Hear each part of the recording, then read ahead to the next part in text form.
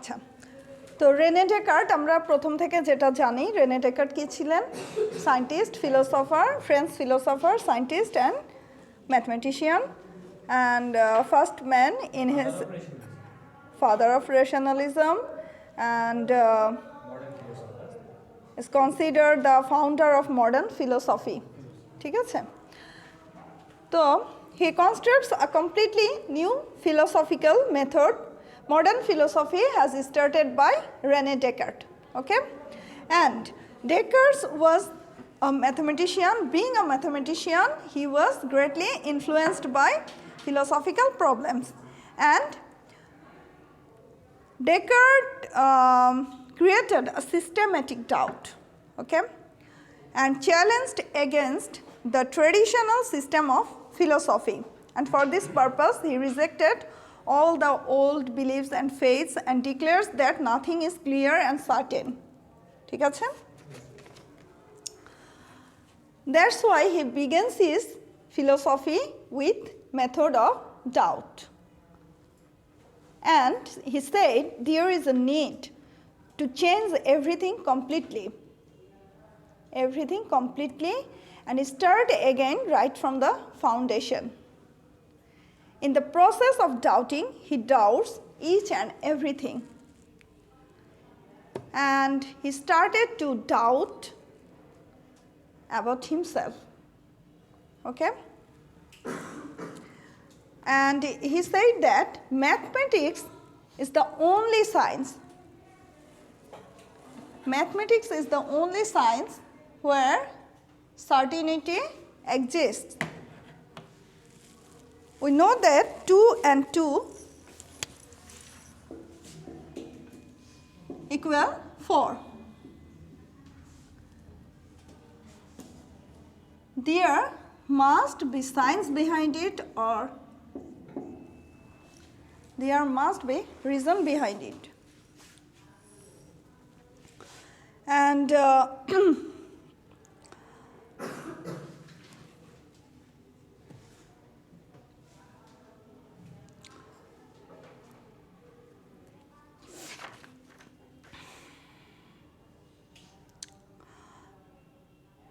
we know that the definition of certainty.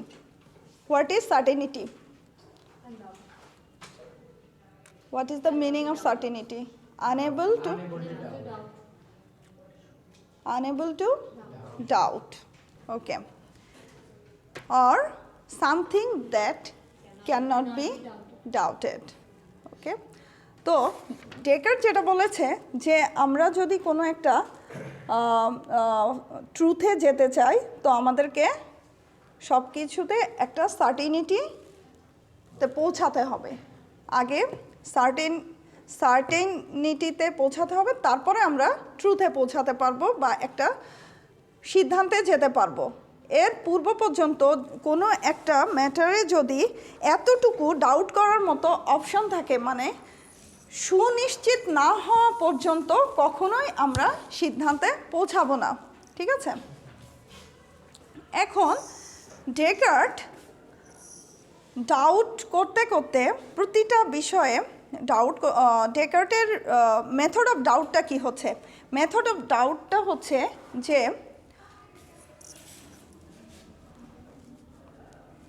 এক নম্বর হচ্ছে doubted everything. Doubted everything, renounced old belief,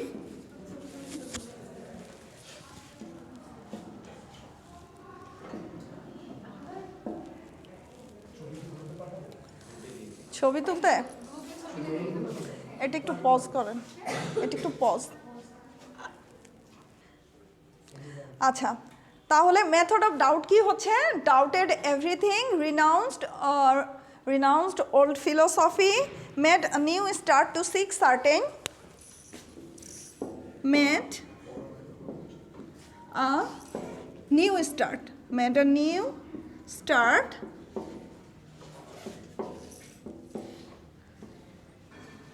to seek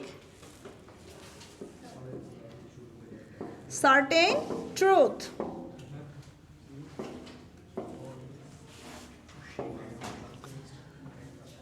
এগুলো খুবই important, এগুলো লিখে নেন।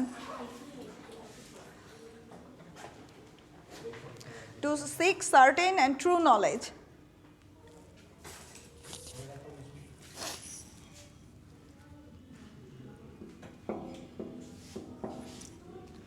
True knowledge.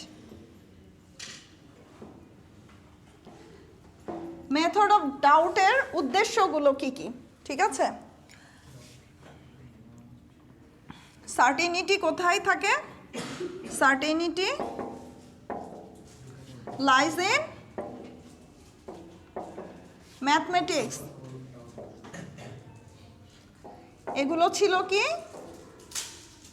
এগুলো ছিল ডেকার্টের মতবাদ বা মতামত। ডেকার্টের মতে মেথড অফ ডাউট হচ্ছে কি ডাউটেড এভরিথিং, সব কিছুকে ডাউট করতে হবে।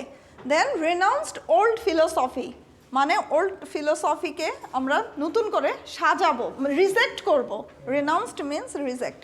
রিনাউন্সড old philosophy and made a new start to seek certain and true knowledge, মানে আমরা নতুন করে ফিলোসফিকে সাজাবো এবং ট্রু নলেজ খোঁজার চেষ্টা করব এবং সার্টেনিটি খোঁজার চেষ্টা করব। আর সার্টেনিটি কোথায় আছে? In mathematics. ওকে, এটা। তারপরে ডেকার্ট সব কিছু ডাউট করতে করতে চিন্তা করলো যে আমার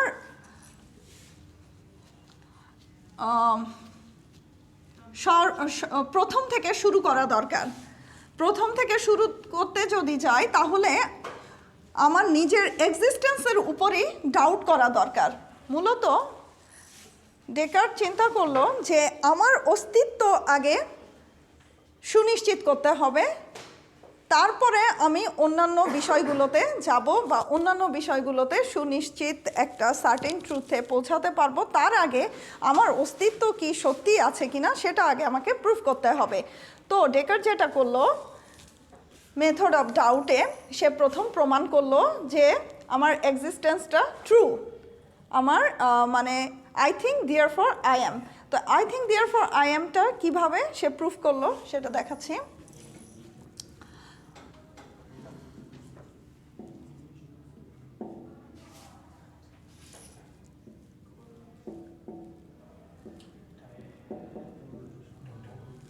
ডাউট, যদি ডাউট থাকে তার মানে সেখানে কি থাকবে?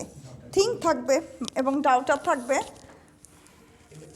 ডাউট মানে কি? ডাউট মানে কি কোনো কিছু নিয়ে চিন্তা করা, কোনো কিছু নিয়ে থিঙ্কার,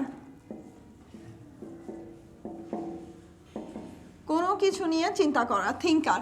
তো doubt is to think.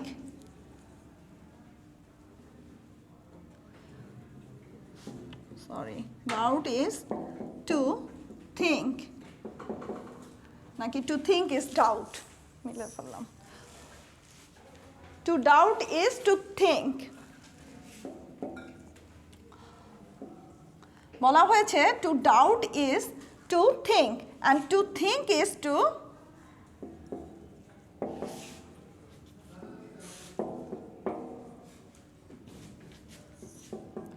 exist। কোনো কিছু ডাউট করা হচ্ছে চিন্তা করা, আর কোনো কিছু চিন্তা করা হচ্ছে আমার এক্সিস্টেন্স, মানে আমি এক্সিস্ট করি। এটা কিভাবে হলো?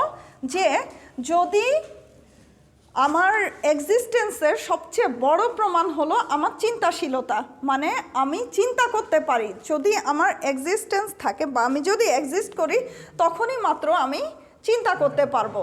তার মানে আমার অস্তিত্বের সবচেয়ে বড় প্রমাণ হলো আমার চিন্তাশীলতা। ঠিক আছে? এটা দিয়ে সে প্রমাণ করতে পারলো যে I think therefore I অ্যাম।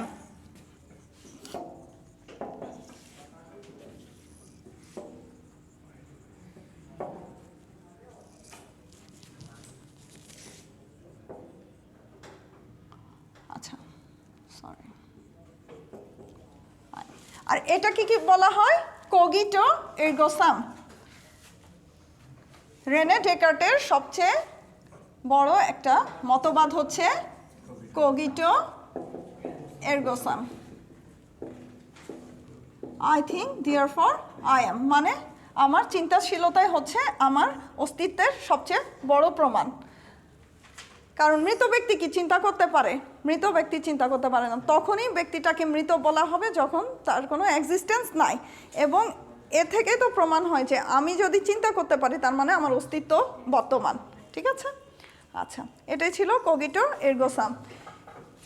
তারপরে ডেকার্ট যেটা করেছে যে তার সমস্ত এই মেথড অফ ডাউটকে 3টি ভাগে ভাগ করেছে: argument, knowledge and rules. 4 rules, 3 argument, 4 rules and knowledge. 3 আর্গুমেন্টসের মধ্যে আমরা কি কি পেয়েছি? Dream argument, sense perception and evil demon argument. Sense perception আমরা জানি, সেন্স অর্গান। সেন্স অর্গান কি? সেন্স অর্গান দ্বারা যেগুলো আমরা হচ্ছে করি, পাঁচটা অর্গান দ্বারা আমরা ইটস অলওয়েজ ডিসকভার করি। রিলায়েবল সোর্স, মানে রিলায়েবল সোর্স না সেটা না। সেন্স অর্গানকে কি আমরা রিলায়েবল সোর্স বলবো? এটা রিলায়েবল সোর্স অফ নলেজ না। হ্যাঁ, রিলায়েবল সোর্স অফ নলেজ না, সেটা বলছি। আচ্ছা, 4 রুলস। রুলসে আমরা চলে আসি। রুলস কি? আর্গুমেন্ট নিয়ে আর আমরা কথা বলছি না, কারণ এই 3টা কনসেপ্টের উপর রেনে ডেকার্ট করেছিল কি আর্গু করেছিল, কিন্তু সিদ্ধান্তে পৌঁছায় নাই। বিশেষ করে ড্রিম আর্গুমেন্টের ক্ষেত্রে রেনে ডেকার্ট কোনো সিদ্ধান্তে পৌঁছায় নাই। আর ইভিল ডেমন আর্গুমেন্টকে সে যেটা বলেছে যে আমরা না জেনে, মানে এক্সপেরিমেন্ট না করে, এক্সামিন না করে যদি কোনো কিছুকে একদম নিশ্চিত সত্য বলে মেনে নেই, তখন সেটা হবে আমাদের ইভিল ডেমন মাইন্ডের একটা থিঙ্কিং। মানে এটা আমাদেরকে কেউ করাচ্ছে, আমাদেরকে ধরে নিতে হবে যে আমরা কোনো একটা ইভিল ডেমন দ্বারা প্রভাবিত হচ্ছি। ঠিক আছে? আর যদি আমরা কোনো এক্সপেরিমেন্টের মাধ্যমে, এক্সামিনের মাধ্যমে একটা সঠিক তথ্যে পৌঁছাই, তখনই আমরা সেটাকে ইভিল ডেমন মাইন্ডের আওতাধীন বুঝবো না। কিন্তু যতক্ষণ পর্যন্ত আমরা উইদাউট ডাউটিং, উইদাউট থিঙ্কিং কোনো একটা সার্টেন ট্রুথ মেনে নিতে, বা কোনো একটা সার্টেন ট্রুথ কখনোই আমরা বলতে পারবো না। কিন্তু যদি এটা করি তাহলে সেটাকে হবে ইভিল ডেমন মাইন্ড দ্বারা প্রভাবিত একটা সিদ্ধান্ত। ঠিক আছে? আচ্ছা, এখন রুলসে চলে আসি। 4 রুলস। এই 4 রুলসটা কি জিনিস?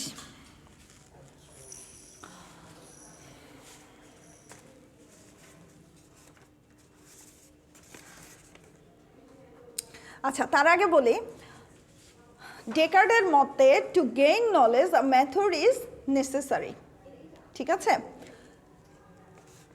To gain knowledge a method is necessary. Descartes believe that a set of rules which need to be followed all the time. A set of rules which need to be followed all the time. Descartes believed to have discovered one method which leads to the truth.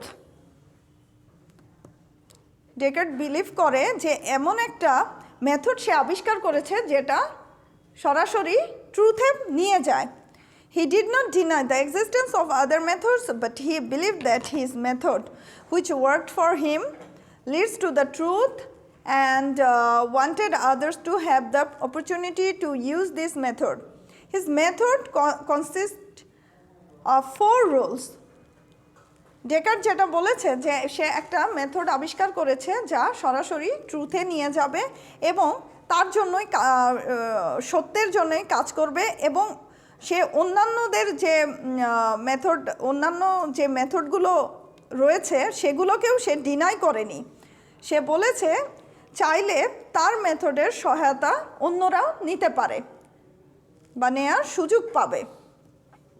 আচ্ছা, তারপর বলেছে যে ডেকার্টের মেথডটা 4টি rules আছে। মানে Descartes যে method আবিষ্কার করেছে সেটা ইউটিলাইজ করতে কিভাবে আমরা ইউটিলাইজ করতে পারবো? 4টি রুলসের মাধ্যমে। কত মিনিট হয়েছে?